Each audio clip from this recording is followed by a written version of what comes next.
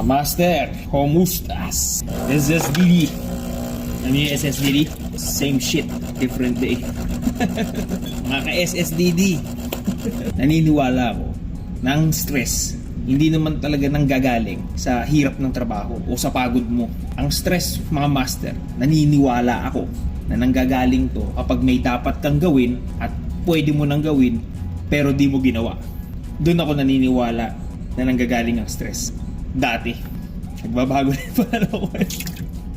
Ngayon mga master, mga ka-SSDD, ang paniniwala na ng inyong lingkod, ang stress nanggagaling kapag may dapat kang gawin, pwede mo nang gawin at ginawa mo.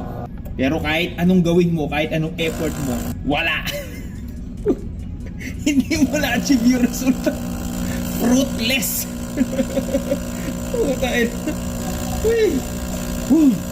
Clap. At sigurado, hindi lang ako nag-iisa. Itawan nyo lang yan at ikapin nyo. Part of life, man. SSDD.